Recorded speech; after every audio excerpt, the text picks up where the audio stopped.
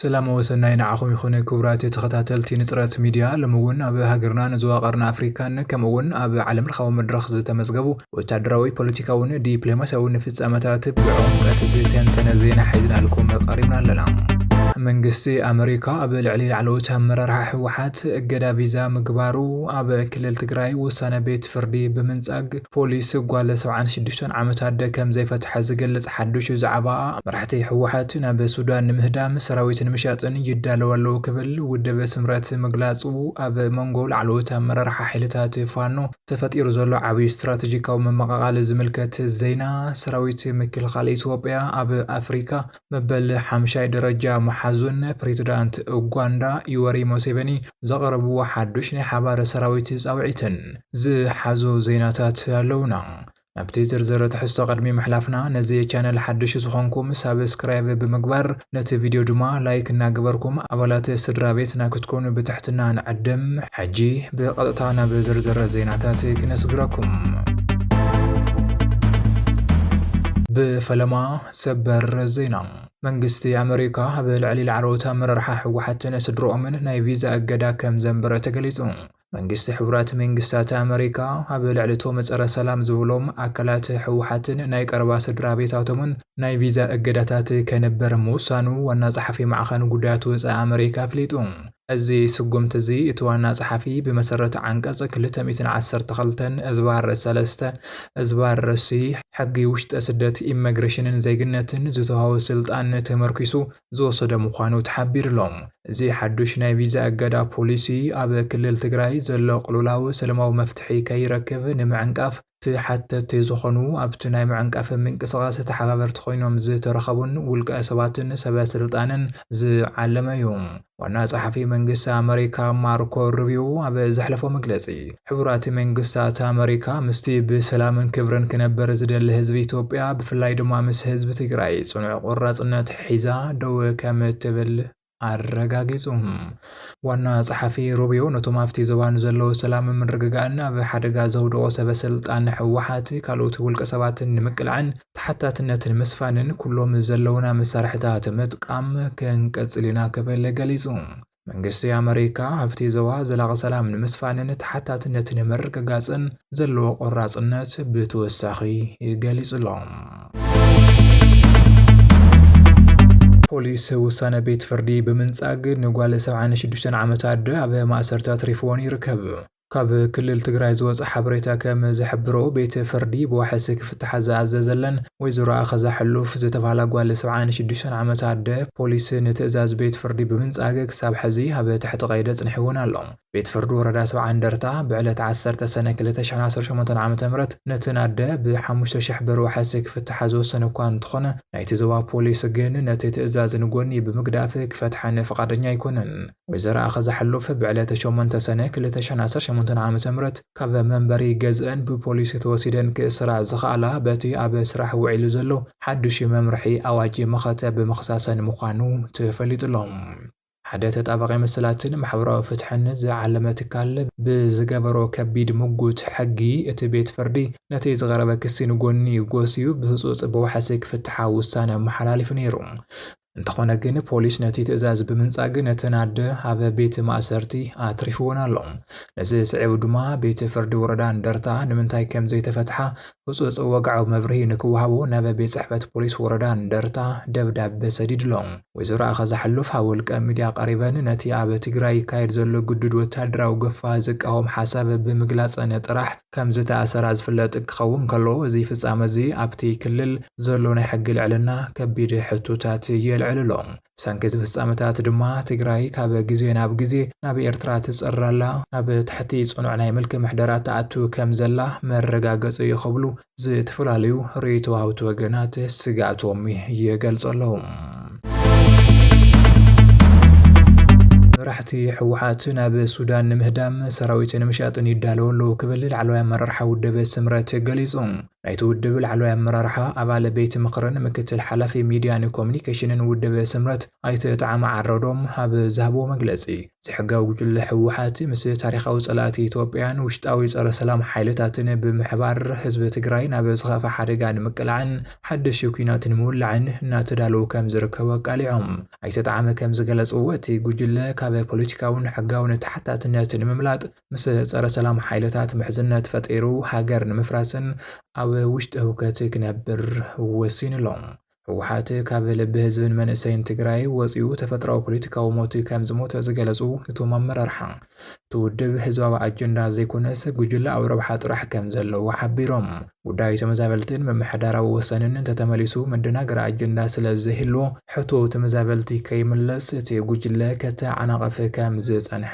ኣዘኻኺሮም። ብተወሳኺ ወታደራውን ፖለቲካውን መራሕቲ ትውድብ ደቆም ብኤርትራን ኣዲስ ኣበባን ገይሮም ናብ ወፃኢ ሃገራት እናለኣኹ ንወድድኻ ግን ዘይተጋደልካን ዘየጋደልካን እናበሉ ይኣስሩን የጋፍዑን ከም ዘለዉ ወቒሶም። ይኹን እምበር መናእሰይ ትግራይ ንናይ ኩናት ነጋሪት እቲ ጉጅለ ብምንጻግ ብዝተፈላለዩ ማሕበራዊ ሚድያታት ተጠቒሙ ኩናት ይኣኽለና ዝብል ተሪር ቃልሲ ይገብር ከም ዘሎ ኣረድዮም። እቶም መራሕቲ ሕዚ ናብ ሱዳን ንምህዳምን ኣብ ሱዳን ኮይኖም ኩናት ንምምራሕን ይዳለዉ ከም ዘለዎ ብምግላጽ ቅድሚ ሕዚ ዝሸጦም መናእሰይ ከይኣኽሎ ሕዚ እውን ተወሰኽቲ ኣባላት ሰራዊቱ ናብ ኩናት ሱዳን ንምሻጥ እናተዳለወ እዩ ክብሉ ኣይተ ጣዕመ ገሊጾም ኣለዉ። ብሰንኪ ምስ ሕወሓት ዝተጀመረ ጽምዶ ላዕለዋይ ኣመራርሓ ሓይልታት ፋኖ ኣብ ክልተ ተመቒሉ ካብ ውሽጣዊ ምንጭታት ዝተረኸበ ምስጢራዊ ሓበሬታ ከም ዘመልክቶ ላዕለዎት ኣመራርሓ ፖሊት ቢሮ ፋኖ ብምስጢር ኣብ ዝገበርዎ ኣኼባ ምስ ሕወሓት ክህልዎም ዝኽእል ቀጻሊ ርክብ ማእኸል ዝገበረ ዓብዪ ስትራቴጂካዊ ክፍፍል ተፈጢሩ ኣሎ። ምስ ሕወሓት ብሓባር ንስራሕ ወይሳይ ንስራሕ ኣብ ዝብል ኣጀንዳ መሰረት ገይሩ ኣብ ዝተለዓለ ክትዕ ናይቶም ኣመራርሓ ቅዋም ኣብ ክልተ ጉጅለታት ተሰንጢቑ ኣሎ። እዚ ድማ ኣብ ታሪኽ ዕጡቕ ሓይሊ ተራእዩ ብዘይፈልጥ መንገዲ ሓደጋ ውሽጣዊ ምክፍፋል ዘስዓበ ፍጻመ ኮይኑ ኣሎ። ሕወሓት ሓቢርካ ናይ ምስላፍን ብሓባር ናይ ምስራሕን ጽኑዕ ሓሳብ ሒዞም ዝተኻትዑ ላዕለዎት ኣመራርሓ ዘመነ ካሴ ኣይተ ሄኖክ ከይዳኔ ሳሚ ባለድል መርየ ወዳጆን ኮሎኔል ተፈራ ማሞን ምዃኖም ተገሊጹ ኣሎ። በአንጻሩ ኣይተ እስክንድር ነጋ መከታው ማሞ ጌታ አስገደ ሃብቴ ወልደን ኣስረስ ማረምን ዝተባሉ ላዕለዎት ኣመራርሓ ድማ ነቲ ምስ ሕወሓት ዝግበር ዝኾነ ይኹን ርክብ ወይ ጥምረት ብትሪ ብምኹናን ፍጹም ተጸራሪ መርገጺ ብምሓዝ ነቲ ምስጢራዊ ኣኼባ ብኸቢድ ወጥሪ ዛዚሞምዎ ኣለዉ። እቲ ኣኼባ ብዘይ ምንም ስምምዕ ድሕሪ ምዝዛሙ ነቲ ናይ ሕወሓት ተልእኾ ተቐቢሎም ዝንቀሳቐሱ ዘለዉ ኣይተ ዘመነ ካሴን ሄኖክ ኪዳንን ነቶም ተቃወምቶም ዝነበሩ ወገናት ናብ ሓደ ዕላማ ንምጥቕላል ሰፊሕ ዲፕሎማስያዊ ስራሕ ጀሚሮም ኣለዉ።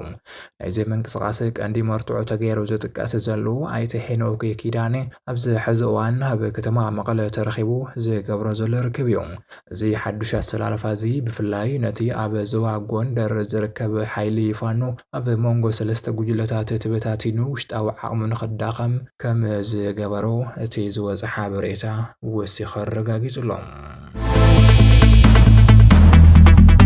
ሓይሊ ምክልኻል ሰራዊት ኢትዮጵያ ኣብ ኣፍሪካ መበል 5 ሓያል ሰራዊት ኮይኑ ተሰሪዑ። بمسارات ጸብጻብ ዓለምለኻዊ ማዕኸን ዜና CNN ሓይሊ ምክልኻል ፌደራላዊ ሪፐብሊክ ኢትዮጵያ ኣብ ኣፍሪካ 5 ከምኡውን ኣብ ዓለም መበል 47 ደረጃ ብምሓዝ ሓደ ካብቶም ሓያላት ወታደራዊ ሓይልታት ምዃኑ ተገሊጹ። እዚ ወታደራዊ ዓቕሚ ሃገራት መሰረት ገይሩ ዝወፀ ጸብጻብ ከም ዝሕብሮ ኢትዮጵያ ብሓይሊ ማዕቀን ነጥቢ 0.8525 ዝኾነ ሓይሊ ኢንዴክስ ነጥቢ ብምምዝጋብ ኣብ ሙሉእ ቀርኒ ኣፍሪካ ዘለዋ ወታደራዊ ላዕለዋይነት ሒዛ ክትቅጽል ክኢላ ኣላ። ሰራዊት ኢትዮጵያ ኣብ ኣፍሪካ ዝለዓለ ምንቅስቓስ ዝገብር ሓይሊ ሰብ ዘለዎ ኮይኑ ህልው ቁጽሪ ዕጡቓት ሰራዊቱ ካብ 500,000 ማለት እውን ልዕሊ ፍርቂ ሚልዮን ምዃኑ ተገሊጹ ኣሎ። ይኹን እምበር ነዚ ወታደራዊ ደረጃ ኣመልኪቶም ኣብ ማሕበራዊ ሚድያታት ዝተፈላለዩ ተጻረርቲ ርእቶታት ይወሃብ ኣለዉ።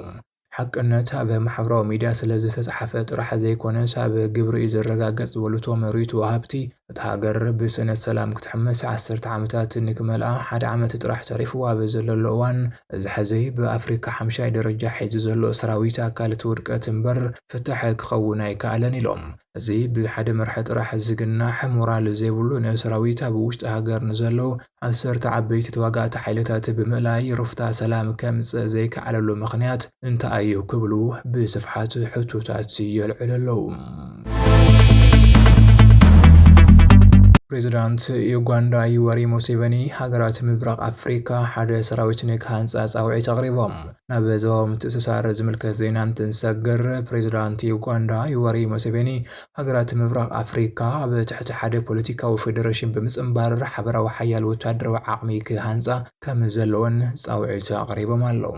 8 ሃገራት ዝሓቖፈ ምብራቕ ኣፍሪካ ናይ ሓባር ፌደሬሽን ሓደ ወተሃደራዊ ሰራዊትን ብፍላይ ድማ ሓደ ሓያል ኣሃዱ ናይ ሓይሊ ባሕሪ ክተኽላ ከም ዘለዎን እቶም ፕሬዚዳንት ኣስሚሮም ኣለዉ። ሙሴቬኒ ኣብ ዘሕለፍዎ መግለጺ ናይ ምብራቕ ኣፍሪካ ፌደሬሽን እንተሃኒጽና ኣብ ውቅያኖሳት ክከላኸለልና ዝኽእል ናይ ባሕሪ ሓይሊ ክህልወና እዩ፣ ከምኡውን ናይ ጠፈር መደብ ክህልወና ይኽእል ኢሎም ኣለዉ። እቶም ብግዜ መግዛእቲ ዝተሰመሩ ዶባት ንብዙሓት ሃገራት ንኣብነት ከም ዩጋንዳ ካብ ባሕሪ ብምፍላይ ተነቀፍቲ ከም ዝገበረ እውን ዝገለጹ እቶም ፕሬዚዳንት ብመንገዲ ማሕበረሰብ ምብራቕ ኣፍሪካ ዝግበር ምትሕብባር ጸጥታን ቁጠባዊ ዕብየትን ክረጋገጽ ምዃኑ ገሊጾም።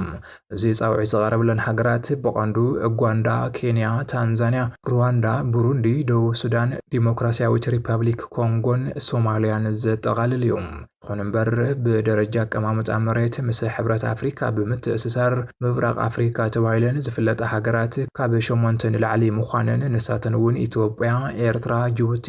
ሱዳንን ሓዊሱን ዋላ እኳ እንተኾነ እዚ ናይ ሙሴቬኒ ንድፊ ግን ነተን 8 ኣባል ሃገራት ጥራሕ ዝምልከት እዩ። ኣብዚ ሕዚ እዋን ኣብ ከባቢ ምድረ በዳ ሳሕል ዝርከባ ሃገራት ማሊ፣ ቡርኪና ፋሶን ኒጀርን ኮንፌደሬሽን ሃገራት ሳሕል ዝብል ጥምረት ከም ዝመስረታ እውን ዝዝከር እዩ። ክቡራትን ፍትዋትን ተኸታተልቲ ዜናታትና ንሎሚ ዘዳለናዮም ሓደሽቲ ምዕባለታትን እዋናዊ ሓበሬታታትን ኣብዚ ተፈጺሞም ኣለዉ። ትሕዝቶታትና እንተደኣ ፈቲኹምዎም ሼር፣ ላይክ ከምኡውን ሳብስክራይብ ክትገብሩ ብምዕዳም ንምክትታልኩም ካብ ልቢ ነመስግን። ሰላምን ቅሳነትን ሃገርና ይኹን። ሰላም